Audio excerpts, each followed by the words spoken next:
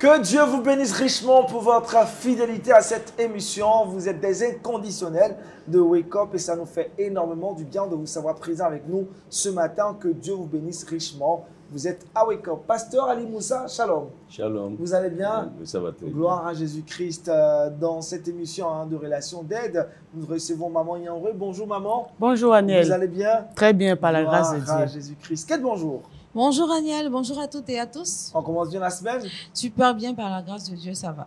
Gloire à Jésus-Christ. Amoni, bonjour. Bonjour Aniel. Ça se passe bien également. Hein? Dieu fait grâce, tout va bien. Allez, dis-moi de quoi est-ce que tu parleras aujourd'hui? On essaiera de parler de persécution dans le monde. Nous allons parler, cette fois-ci, nous serons au sud-est du Soudan où la persécution bat son plein. Et dans le saviez-vous, nous serons dans l'univers de la Bible. Nous allons découvrir un mystère. Un mystère. Qui est avec toi? Eh bien, il existe une panoplie de remèdes contre le mal de gorge. Moi, j'ai sélectionné 3 remèdes naturels pour vous éviter, pour vous permettre surtout d'éviter le mal de gorge et surtout de le calmer avant d'aller voir le médecin. D'accord, ça marche. On saura comment éviter ou calmer les différentes douleurs qu'on a à la gorge. Mais pour l'heure, nous allons méditer ensemble et c'est bien sûr dans Méditons ensemble.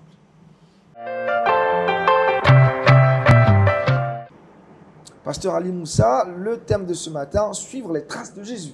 Oui, effectivement, frère Ariel, merci beaucoup. Comme nous avons l'habitude de le dire, c'est toujours une grâce de commencer la journée avec Dieu parce qu'une journée commencée dans la présence de Dieu est d'avance une journée réussie. Et que Dieu soit béni pour ces moments qu'il nous donne. Amen. Donc le verset de notre méditation, c'est dans 1 Pierre, chapitre 1, le verset 21. Voilà ce qui est écrit. Et c'est à cela que vous avez été appelés, parce que Christ aussi a souffert pour vous, vous laissant un exemple afin que vous suiviez ses traces. Amen. Donc si je dois donner un thème à ce message, ce court message d'exhortation, je vais tout simplement l'intituler « Suivre les traces du Christ » ou « Suivre les traces de Jésus ». En fait, quand nous regardons la Bible a été écrite dans un seul but, dans le but de nous révéler Christ le Seigneur. Dans l'évangile de Jean, chapitre 20, il est écrit que ces choses ont été écrites, verset 31, afin que vous sachiez que Jésus est le Christ et le Fils de Dieu. C'est uniquement pour nous révéler Jésus que la Bible a été écrite. Et je crois que ce matin, tu connais Jésus comme Seigneur, comme Sauveur, parce que la Bible nous dit qu'en dehors de lui, il n'y a pas de Seigneur, il n'y a pas d'autre Sauveur. Il n'y a aucun autre nom par lequel nous pouvons être sauvés en dehors de Jésus. Mais aussi, la Bible nous montre qu'il y a un seul modèle pour nous les chrétiens. Et ce modèle par excellence, c'est Jésus-Christ. Même si nous devons regarder à des hommes à cause de la qualité de leur vie, mais le dernier modèle, le modèle par excellence, c'est Jésus-Christ.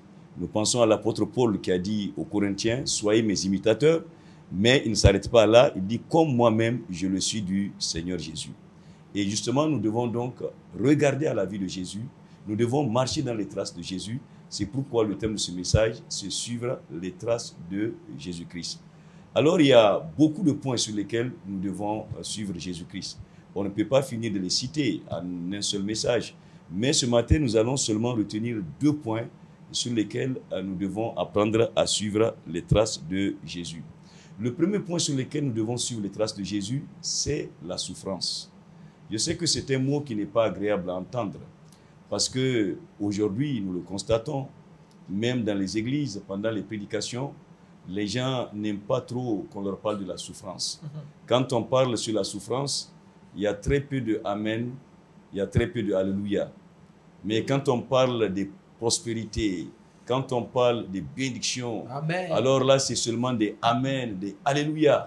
Parce que c'est normal quelque part, personne n'aime souffrir, à moins d'être un masochiste. Mais il faut reconnaître aussi que la souffrance fait partie de la vie chrétienne. C'est une partie intégrante de la vie chrétienne. C'est un ensemble de toutes les façons. Il y a toujours le miel avec vraiment le Seigneur, mais il faut accepter aussi qu'il y a le fiel. Il faut intérioriser ça à nous-mêmes pour pouvoir accepter la souffrance. Déjà, Dieu a appris cela aux enfants d'Israël à leur sortie d'Égypte, pendant qu'ils mangeaient la Pâque. C'est une bonne nourriture, hein, puisque c'était vraiment un agneau bien rôti qu'ils devaient manger, mais ils devaient le manger avec des herbes amères. Une manière de dire que la vie a toujours ces 2 facettes. et la facette agréable, miel, qu'on peut appeler miel, la facette amère, qu'on peut appeler la facette fiel. Donc ici, nous voulons revenir sur le fait que la Bible nous dit que Jésus a souffert. Et il nous laisse aussi maintenant un exemple à suivre afin que nous puissions marcher dans ses traces. Amen. Ceux qui n'aiment pas entendre parler de la souffrance ont tort, ou bien peut-être n'ont pas leur place même avec le Seigneur. Parce que Jésus, très tôt, a pris le soin d'apprendre à ses disciples qu'il faut qu'ils composent avec la souffrance dans leur marche avec lui. Et ça, dans l'évangile de Marc, chapitre 8, le verset 34, Jésus a dit à ses disciples, si quelqu'un veut venir après moi, qu'il renonce à lui-même, qu'il se charge de sa croix et qu'il me suive. Aujourd'hui, le mot croix ne sonne pas très fort dans nos cœurs et dans nos pensées, mais les contemporains de Jésus savaient ce que signifie la croix. C'est un lieu de supplice, c'est un endroit où de souffrance atroce. Et ceux qui passent par la croix sont ceux qui souffrent atrocement et énormément. Donc quand Jésus disait, si quelqu'un veut me suivre, qu'il prenne sa croix et me suive, tout le monde comprend que Jésus va dire, préparez-vous à souffrir tant que vous voulez marcher avec moi, tant que vous voulez me suivre. Et c'est clair, dans Luc chapitre 6, verset 40, il a dit, le disciple n'est pas plus grand que le maître. Mais tout disciple accompli sera comme le maître. Il y a des gens apparemment qui veulent être plus grands que Jésus. Ou en tout cas pas comme lui. Et ça ne marche pas. S'il dit le disciple n'est pas plus grand que le maître, et tout disciple sera accompli comme le maître, ça veut dire tout ce que le maître a connu, nous devons le connaître. Alors est-ce que le maître a connu la souffrance? Oui. Et nous ne sommes pas plus grands que lui, nous devons aussi apprendre à accepter la souffrance et à accepter que nous allons souffrir dans la marche avec Dieu. Pour ceux qui ont eu la grâce de visiter Israël, on peut comprendre avec détail les souffrances que le Seigneur a endurées. Depuis la nuit de son arrestation, dans la maison de Caïphe, où il y a des endroits où on pense qu'il a été emprisonné, jusqu'à toutes les étapes où il a connu des fouets. Et quand on voit la nature des fouets qu'il avait endurés, jusqu'à la croix qu'il a transportée, le trajet qu'il a parcouru, on se rend compte que Jésus a énormément souffert avant que le sommet de la souffrance soit enduré avec les clous qui l'ont percé les pieds et les mains et aussi avec l'épée qui a percé son côté. Il a souffert et il a vraiment souffert atrocement. D'ailleurs, même les scientifiques disent que ce n'est pas pour rien qu'il est sorti de l'eau et du sang et c'est tout un processus qui s'est passé en lui pendant ce moment qui expliquait réellement la souffrance qu'il a connue. Dans la vie chrétienne, il y a les souffrances, mais les souffrances ont un nom, on les appelle les épreuves. Et dans 2 Timothée, chapitre 3, le verset 12, il est écrit que tous ceux qui veulent vivre pieusement en Christ seront persécutés. C'est-à-dire tous ceux qui veulent marcher avec le Seigneur connaîtront vraiment des épreuves. Nous avons l'exemple de Job. Job n'a commis aucun péché, aucun mal, mais Job est passé par des souffrances terribles où il avait perdu sa famille, il avait perdu sa santé, il avait perdu ses richesses. Donc il a vraiment connu la souffrance dans le sens le plus profond du terme. Et pourtant, ce n'est qu'à cause de son attachement à Dieu, de sa marche avec Dieu. Quand on lit dans Hébreux chapitre 11, en nous parlant des héros de la foi, on dit d'autres ont subi des moqueries, d'autres ont suivi l'épée, ont péri par l'épée, d'autres ont été sciés même. Et pas mal de souffrances, mais ils ont tous gardé la foi et ils sont morts dans la foi. Donc ça veut dire que la souffrance vraiment, elle est inévitable quand on est avec le Seigneur. Il est très intéressant donc de se poser la question, pourquoi Dieu permet qu'on puisse traverser des moments de souffrance? Pourquoi Dieu envoie souvent la souffrance dans la vie de ses enfants? Est-ce pour nous blâmer? Est-ce pour nous condamner? Est-ce pour nous faire du mal? Loin de là. Mais les épreuves ou les souffrances ont un rôle pédagogique. Ça nous permet d'abord d'être purifiés de notre foi. Voilà pourquoi Dieu permet cela. Et quand vous regardez quelqu'un qui est passé par le creuset de la souffrance, eh bien, il sort toujours renouvelé, avec une foi toujours fortifiée. L'exemple de Job, que nous avons évoqué tout à l'heure, qui a perdu sa famille, qui a perdu ses richesses, qui a perdu sa santé, vous savez, au bout de ces épreuves, qu'est-ce qu'il avait dit?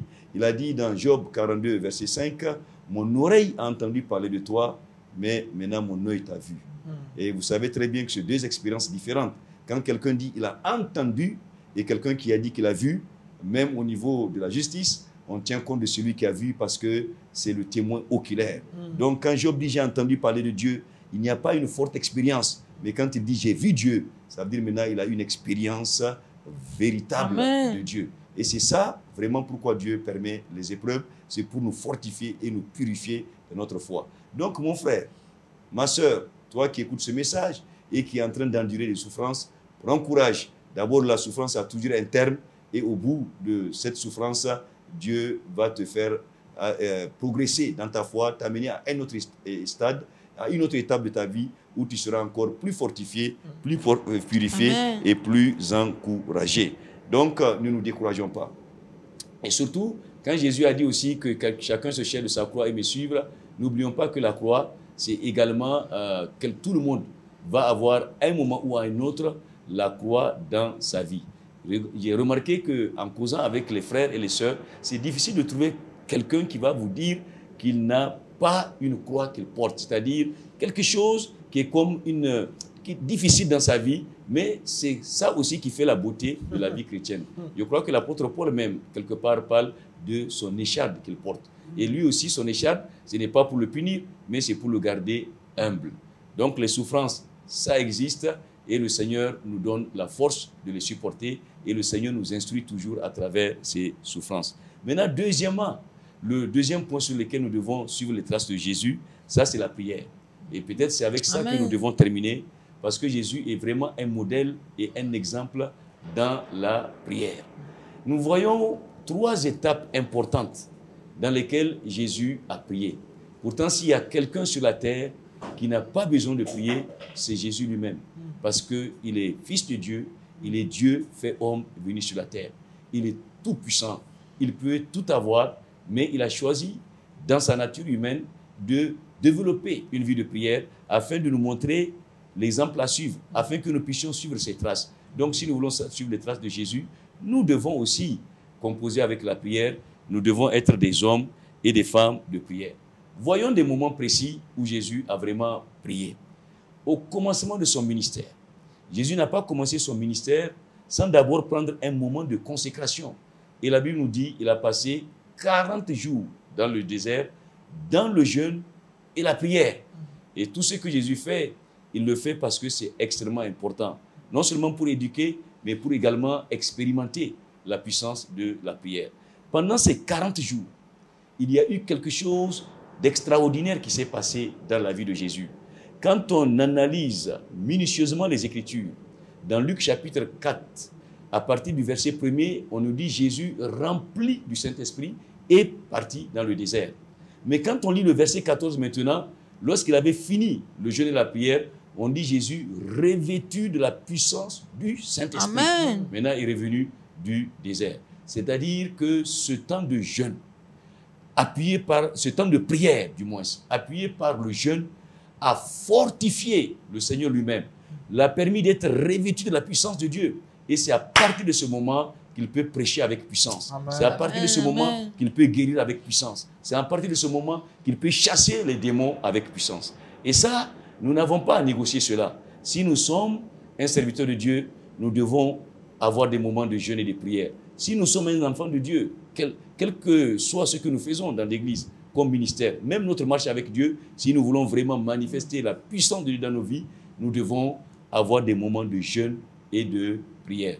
Vous savez, Jésus n'a pas annulé le jeûne, bien que le jeûne n'est pas méritoire. Quand les gens lui ont dit un jour, tes disciples ne jeûnent pas, il dit pourquoi l'époux, pendant que l'époux est avec l'épouse, et les amis, qu'est-ce qu'ils vont faire? Mais le jour viendra où l'époux leur sera enlevé, alors en ces jours-là, ils jeûneront. Ça veut dire que ça va arriver. Et quand on lit dans les actes, on voit souvent Paul, avec son équipe, prendre des moments de jeûne avant de passer à certaines étapes.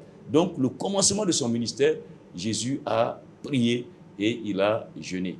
Je recommande que quand on est dans le ministère, quel que soit le ministère qu'on fait, qu'on puisse suivre l'exemple de Jésus en ayant une vie de prière et une vie de jeûne également.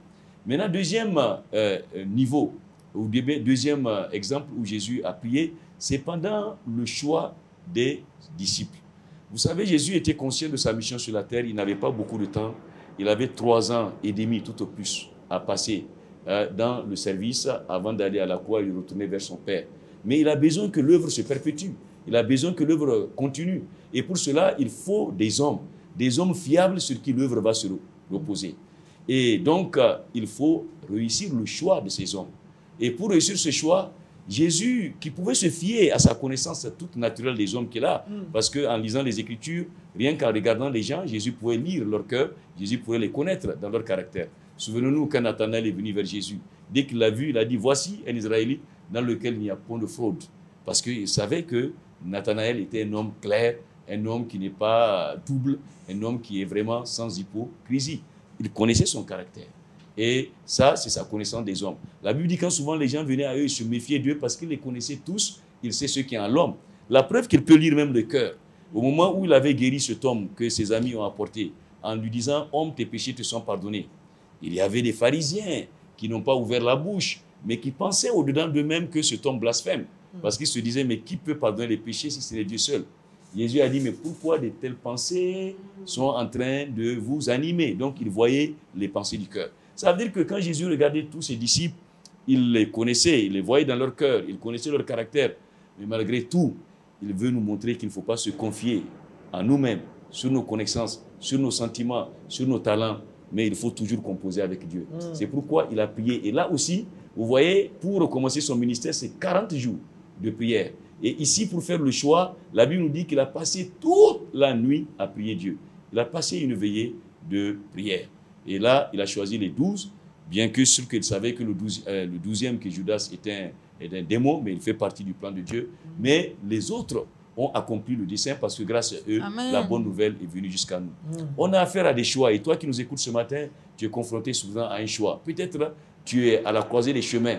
2 possibilités s'offrent à toi, 2 offres d'emploi. Tu te demandes lequel choisir. Ne choisis pas forcément celui qui est le mieux rémunéré. Ne choisis pas forcément celui qui habite, qui est juste à côté de toi. Mais prends un temps pour prier. Peut-être tu es confronté à un choix entre 2 sœurs pour te marier. Ne te penche pas vers la plus belle. Peut-être c'est 2 frères. Ne te penche pas vers le plus riche. Mais prends un temps pour prier. Et c'est dans la prière que Dieu te permettra de faire le bon choix. Et je prie que pendant que tu es en train de prier, que Dieu te oriente dans le bon choix et le choix véritable. Et enfin, pour terminer, un moment où Jésus a beaucoup prié, c'était dans le jardin de Gethsémane, et là où il était face à la croix. Donc là également, c'est une étape importante de sa vie, et il a pris un temps de prier. À mon avis personnel, jamais on n'a prié comme Jésus a prié dans le jardin de Gethsémane. Pourquoi? Parce que 3 heures de prière intense, la Bible nous dit que sa sueur est devenue comme des grumeaux de sang. Ça veut dire que c'était vraiment un combat difficile. Et quel était l'enjeu de ce combat? C'est que Jésus était déchiré. C'est un combat intérieur entre vraiment sa nature, entre l'homme, la nature charnelle, la chair qu'il avait, mais une chair parfaite qui est sans péché, et aussi la volonté de Dieu qui consiste à mourir pour nous, pour que les âmes soient sauvées. Dans sa chair, probablement, c'était difficile d'aller à la croix pour souffrir. Parce que, comme nous l'avons dit tout à l'heure, naturellement, l'homme n'aime pas souffrir. Certainement, la chair lui dit, non, ne va pas. On va cracher sur toi. Le bois est lourd à transporter. On va te percer les mains et les pieds. Tu vas souffrir. Et c'est pourquoi, quelquefois, même il dit à Dieu, si c'est possible que cette coupe s'éloigne de moi. Mais du côté de l'esprit lui dit, vas-y, tu as quitté le ciel pour venir pour ça. Et il te faut vraiment aller jusqu'au bout. Et il a prié. Et dans la prière, Dieu a envoyé des anges pour le fortifier. Ça veut dire que quand on a des choix à faire, quand on est devant des situations de décisions importantes, quand nous prions, Dieu nous donne la force. Dans des moments de tentation, quand nous prions, Dieu nous donne la force. Et je prie que pendant que tu es en train de prier, que le Seigneur te communique la force nécessaire dont tu as besoin pour vaincre ces moments de tentation afin de suivre la volonté et le plan de Dieu. Mais je terminerai surtout en disant une sorte de prière que Jésus avait faite là dans le jardin de Gethsémane, c'était la prière d'intercession. Vous vous souvenez, là où il disait à Pierre, Pierre, Satan vous a réclamé pour vous cribler comme du froment, mais j'ai prié pour toi, et quand tu seras affermi, toi aussi tu dois affermir à ton tour tes frères. Il y a vraiment de l'importance de l'intercession, de la puissance de l'intercession. D'ailleurs, après ce temps même, la Bible dit que Jésus au ciel, il continue à intercéder pour nous. Frères et sœurs, j'aimerais terminer ici en disant, parmi nos prières, il doit y avoir la louange, mais nous devons développer beaucoup l'intercession et à la puissance de l'intercession. Il y a beaucoup de puissance d'intercession. Quand on regarde dans l'Ancien Testament jusqu'au Nouveau Testament, partout où des gens ont prié, on a vu le Seigneur se manifester et sauver des âmes. Et quand on voit Abraham dans sa prière, au moins Sodome a été sauvé. Quand on voit vraiment dans le Nouveau Testament, quand les gens ont prié que Dieu les donne la puissance, le Seigneur les a donné la puissance. Amen. Nous devons intercéder pour nos nations, nous devons intercéder pour nos parents, nos amis, pour nos maris, nos épouses, nos enfants. Nous devons intercéder pour nos nations. Et notre monde a besoin de nos prières. Et pour terminer, je dirais, nous devons prier même et pour LMTV. Là où nous sommes, que Dieu bénisse LMTV Amen, et que Dieu vous amen, bénisse au nom amen. de Jésus. Amen, amen, amen. Merci beaucoup, pasteur Ali Moussa. Suivre les traces donc de Jésus, c'est donc en acceptant la souffrance et aussi en étant convaincu que la prière a une grande importance dans la vie du chrétien, en ayant une vie de prière constante. On va progresser dans cette émission. Pasteur, vous allez prier pour nous ce matin. Demandez au Saint-Esprit de nous aider à réellement suivre les traces de notre Seigneur Jésus. Seigneur notre Dieu et notre Père, ce matin nous voulons bénir ton Saint-Nom. Tu es le modèle suprême, le modèle par excellence. Et nous voulons tous les jours de notre vie suivre tes traces. Aide chacun de nous ce matin à pouvoir suivre ton exemple. Seigneur, ton exemple dans la souffrance, ton exemple dans la prière, ton exemple dans l'humilité, ton exemple dans l'amour. Sur tous les plans, Seigneur, à te suivre dans le nom de Jésus et à te ressembler dans le nom de Jésus. Amen. Amen. Amen. Amen. Merci encore au pasteur Ali Moussa. Je rappelle le thème de l'exhortation ce matin. Suivre les traces de Jésus. La culture s'invite à Wake Up avec Aristide Amani dans Culture Actu. Aristide. Oui, Aniel, comme je le disais tantôt, nous sommes au sud-est du Soudan. Le pasteur l'a révélé tout à l'heure. Quand on veut suivre les traces du Seigneur Jésus-Christ, la persécution aussi viendra. Et tel est le cas du pasteur Youssouf Ayoub Hassan Ali. Il a été arrêté pendant qu'il était en train de rendre un culte au milieu de plusieurs personnes. En d'autres termes, il était en train d'évangéliser des personnes parce qu'il est sauvé pour sauver. Et suite à l'évangélisation, il faut dire que l'armée est venue mettre la main sur lui et l'a emporté. Et aujourd'hui, il est enfermé. Entre-temps, aucune loi là-bas au Soudan n'a été prise, n'a été votée pour interdire l'évangélisation ou bien l'envie de faire connaître sa foi ou la manifestation de la foi de chacun. Donc, suite à cela, la communauté de presse de l'Union générale locale de la jeunesse chrétienne s'est vraiment révélée pour dire que c'est une action qui est à vraiment condamner parce que non seulement aucune loi n'empêche les chrétiens de témoigner de leur foi, à plus forte raison, cette action qui a été posée. Donc, il faut dire que nous appeler encore à l'intercession, comme le pasteur l'a si bien dit, afin de prier pour tous les pasteurs, mais particulièrement pour le pasteur Youssouf, afin que Dieu puisse étendre sa main sur lui et que bientôt il soit libéré. Pasteur, c'est bien hein, la souffrance dont il était question, porter sa croix aussi. Être serviteur de Christ, c'est pas évident hein, dans certaines contrées. Oui. Et la persécution fait partie vraiment de la vie chrétienne, comme nous venons de le voir, mais également la solution se trouve dans la prière. Et certainement, quand on prie pour ce serviteur de Dieu, le Seigneur agira dans sa vie. Un moyen, on sait bien cela, la souffrance. Oui. Le pasteur a abordé un point. Hein, vous Oui. avez parlé de la souffrance, vous Oui. êtes en phase. L'Esprit de Dieu est avec nous hein, Vraiment. dans la préparation de l'émission. C'est vrai. Concernant le pasteur Youssef qui est enfermé abusivement, hein, détenu abusivement donc, Oui. au sud-est du Soudan. Je pense que le pasteur Moussa l'a dit tout à l'heure, on a besoin d'intercéder pour notre pasteur parce que c'est vrai, avec la prédication de la parole de Dieu, on porte notre croix en même temps. Donc, si ces choses arrivent, vraiment, c'est la prière C'est la prière. et Dieu peut tout. Dieu peut tout et nous croyons que très bientôt le pasteur donc, sera libéré délivré de cette prison. Amen, amen. C'est l'invité du Wake Up, disons, dans cette émission spécialement consacrée à la relation d'aide. Et notre invité, notre consultant va nous parler de la souffrance, notre attitude face donc à la souffrance. C'est dans la relation d'aide et c'est maintenant.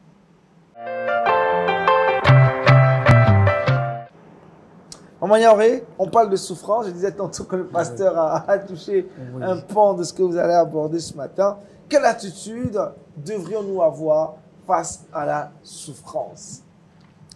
J'étais vraiment touchée de voir que le Seigneur est en train de parler de la souffrance sur ce plateau, non seulement au travers de ce thème, mais de la prédication même de la parole de Dieu.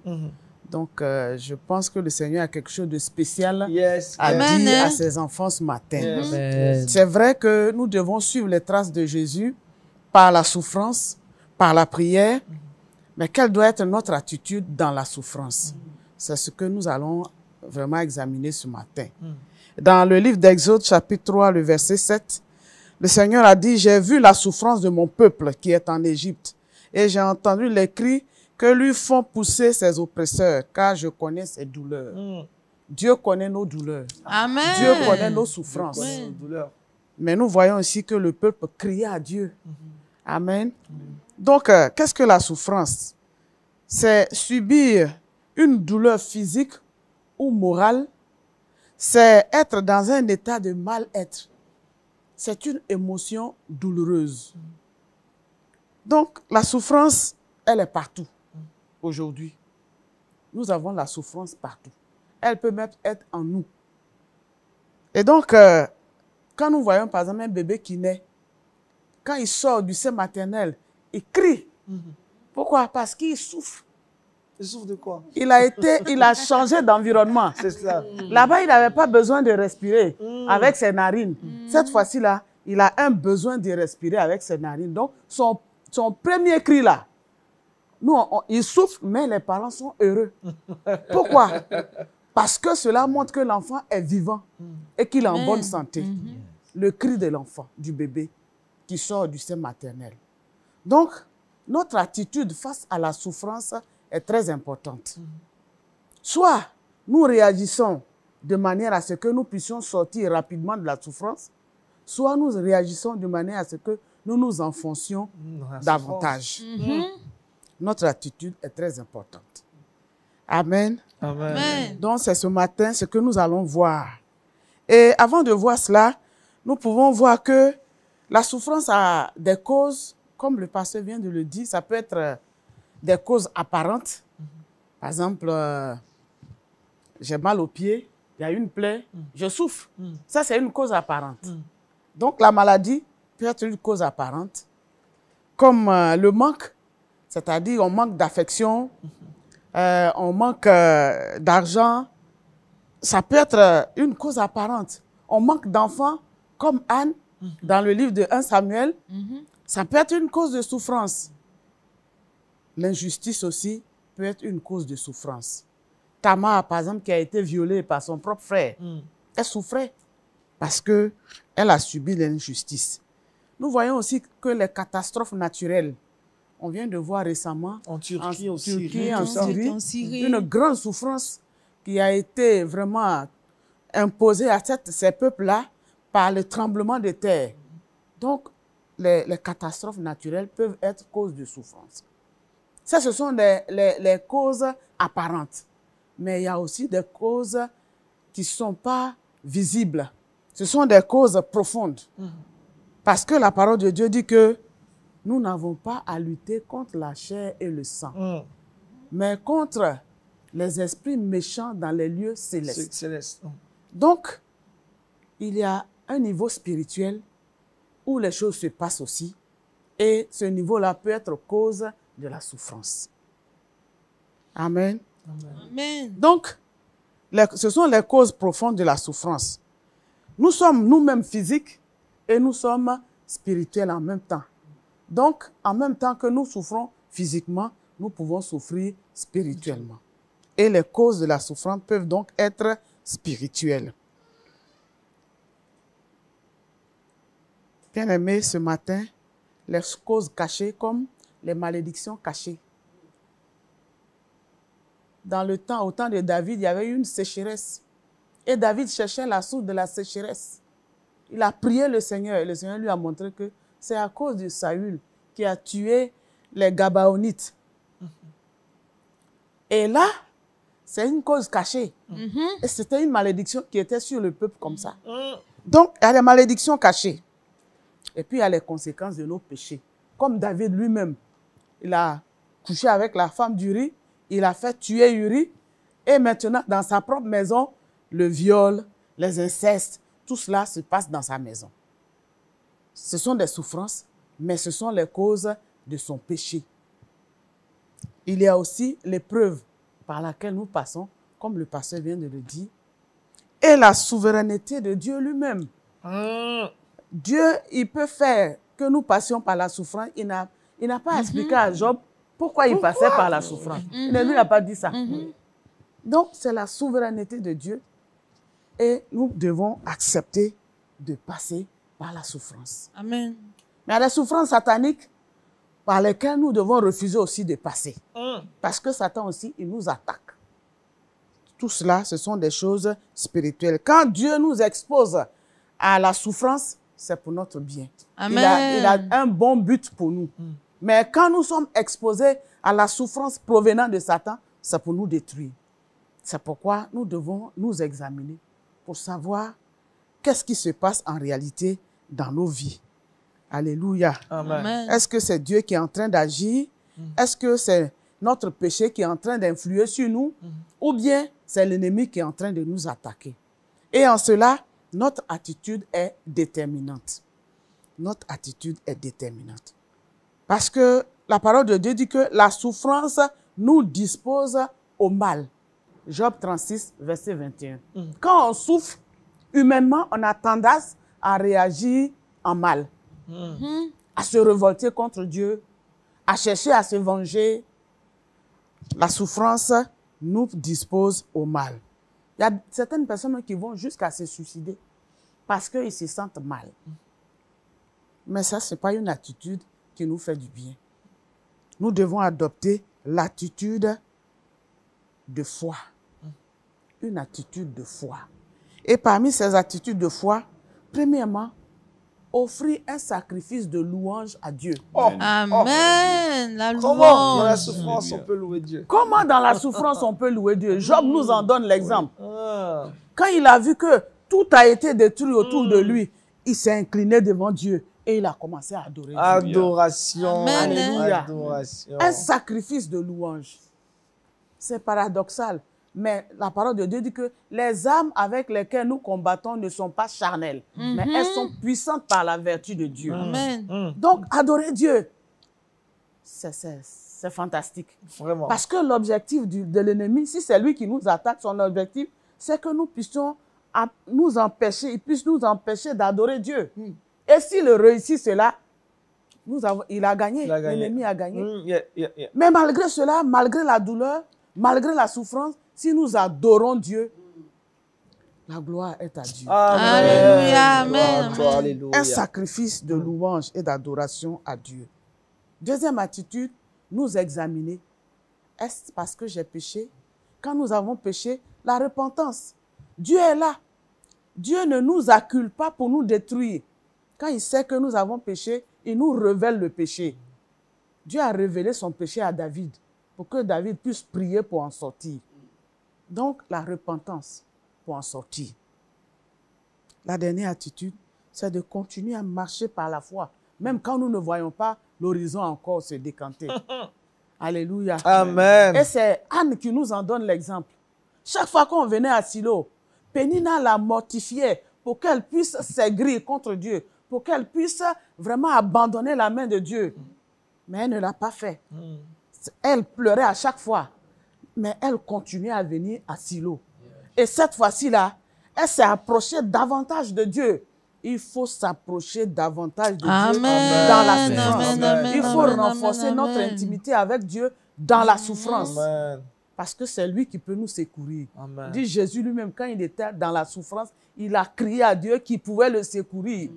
Et dans la mort et la résurrection, Dieu l'a secouru. Amen. Alléluia. Amen. Donc nous ne devons pas lâcher la main de Dieu parce que c'est la volonté de Satan que nous puissions lâcher la main de Dieu. Donc nous devons continuer à marcher par la foi, même dans la souffrance.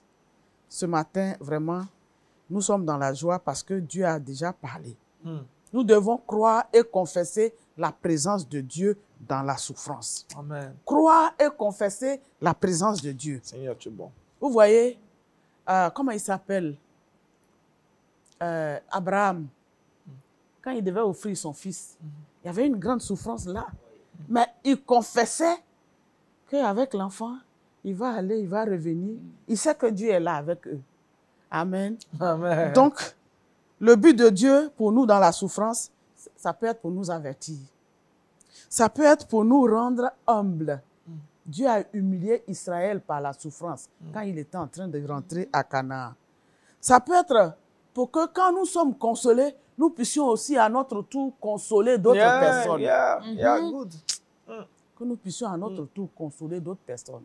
Au début de ma conversion, quand j'étais en tant que nouvelle épouse et mari non converti, en train de souffrir, mais pourquoi ça? Je ne veux plus être chrétienne. Mais pourquoi ça? Et ces versets m'ont consolé. Amen. Que Dieu nous console dans nos afflictions, Amen. afin que nous puissions consoler à notre tour ceux qui Amen. sont affligés. Amen. Donc, Dieu a des objectifs quand nous passons par la souffrance. C'est pour que nous puissions le connaître davantage. Comme Job. Ne pas seulement entendre parler de Dieu, mais le voir avec nos yeux. Le voir se manifester dans nos vies. On dit telle personne, mais moi-même, je sais que Dieu a fait quelque chose pour moi. Il m'a fait sortir de là. De là, bien-aimés, vivons la parole de Dieu. La parole de Dieu est réelle. Et la souffrance, c'est vrai, elle est réelle, mais Dieu est tout puissant. Amen. Traverser la souffrance. Amen. Amen. Et nous devons avoir cette attitude de foi, de foi constante dans le Seigneur, sachant qu'il est avec nous et qu'il nous fait traverser. Que la gloire lui revienne. Amen. Merci beaucoup, Maman Niaoré. Je crois que le Seigneur a un message particulier qu'il adresse à son peuple en rapport à ce qu'on a entendu ce matin, lié à cette thématique de la souffrance. Pasteur, c'est une vérité. On ne peut pas vivre la vie chrétienne sans souffrance. Cette prédication n'est pas biblique. Non, parce que c'est comme s'il y a des gens qui ont amputé un élément important de l'évangile. Jésus a dit qu'on doit souffrir, mais d'autres disent qu'on ne doit pas souffrir. Donc il y a raison. Ouais. C'est D'autres cet évangile prennent qu'on vraiment entend un souvent évangile aujourd'hui. Rose. Voilà. Ça, c'est pas biblique, Maman Niaoré. La pas souffrance biblique. existe et il y a des attitudes à avoir face à Il y a la des souffrance. attitudes à avoir. Et la souffrance pour en a des sortir. buts. Pour en sortir. Dieu a des buts à atteindre dans nos vies par la Par la souffrance. souffrance. Voilà. Voilà qui est bien clair. On a bien compris ce matin et on est très bénis. On poursuit cette émission. On retrouve très rapidement Kate dans le Trick Box.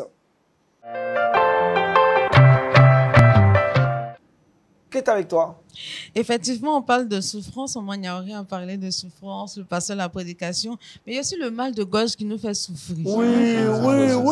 Vraiment, bien et sûr. face à ce mal de gorge, quelle attitude à adopter? Il faut adopter ces 3 remèdes naturels que moi je vous propose. La première chose, c'est l'eau salée. Alors, utilisez l'eau salée comme pour hydrater la gorge. Donc, vous allez en faire un gargarisme. Alors, pourquoi? Il faut prendre une cuillère à café de sel pour 5 millilitres d'eau. Le dosage parfait va vous aider à bien hydrater votre gorge. Donc, ne faites pas un dosage qui ne sera pas parfait. C'est pas ça. C'est plus de sel que d'eau. Vous allez vous faire du mal. Donc, une cuillère à café de sel pour 5 millilitres d'eau. Je précise. La deuxième chose à faire, c'est de croquer une gousse d'ail.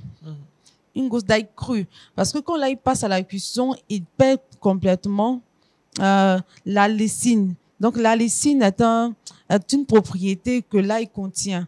Donc, la lysine a des propriétés antifongiques et antibactériennes.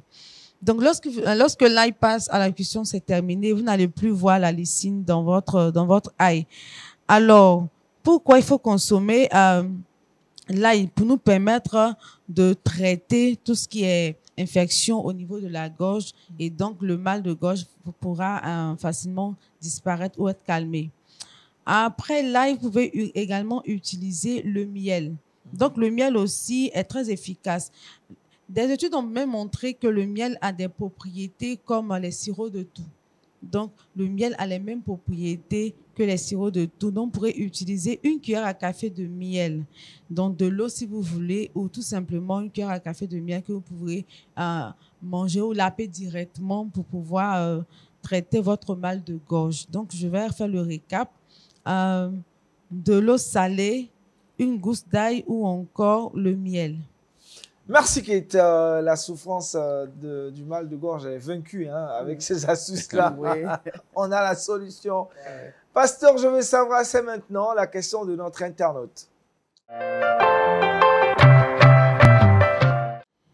Pasteur, je veux savoir, cette fois-ci c'est un verset biblique. Matthieu 5, le verset 3.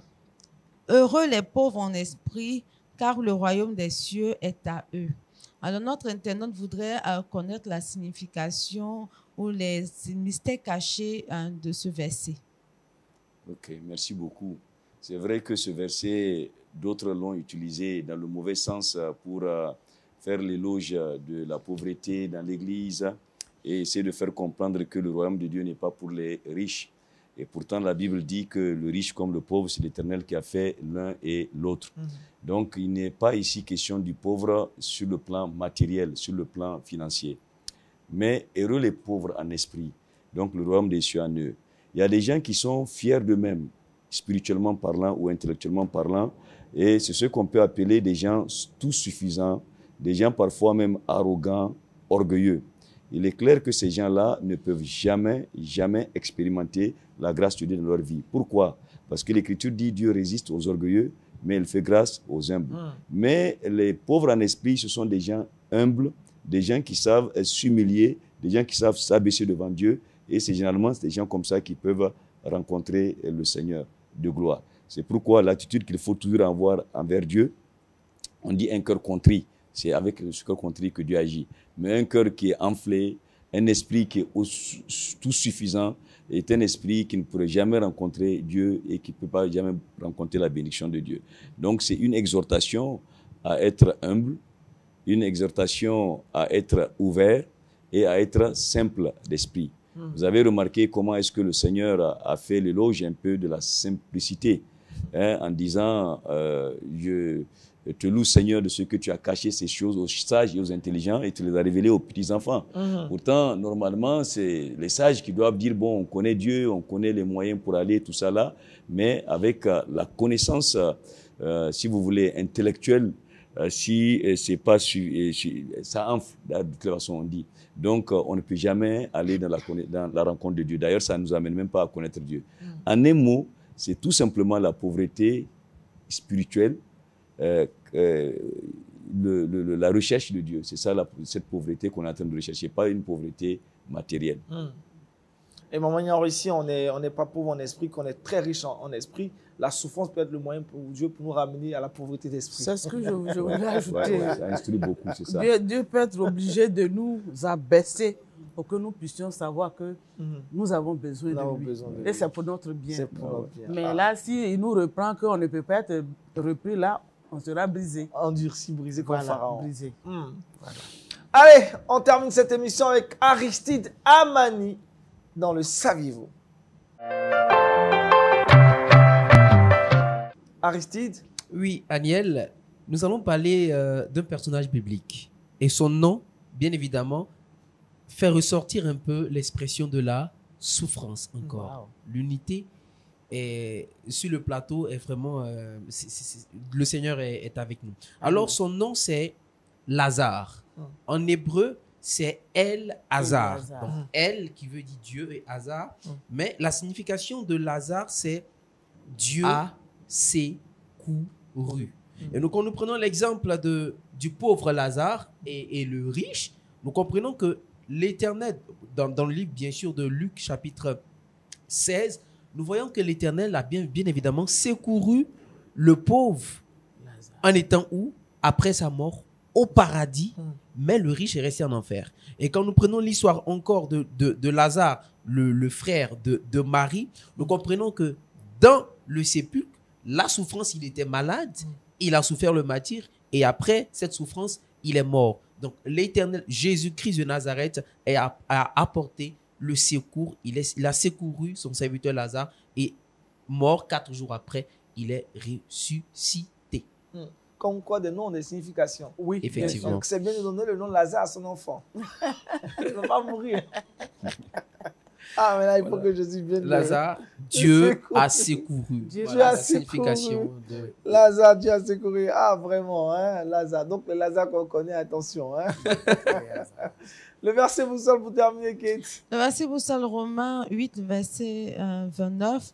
Car ceux qu'il a connus d'avance, Il les a aussi prédestinés à être semblables à l'image de son Fils, afin que son Fils fût le premier-né entre plusieurs frères. Amen. Amen. Amen. Suivons les traces de Jésus. Grand merci à Maman Ignaoré. Merci également au pasteur Ali Moussa, à Aristide Amoni, à Kate, à toute l'équipe de réalisation de production de Wake Up. Wake Up, c'est terminé pour aujourd'hui. Rendez-vous est pris demain. D'ici là, portez-vous bien. Shalom chez vous. Shalom. Shalom.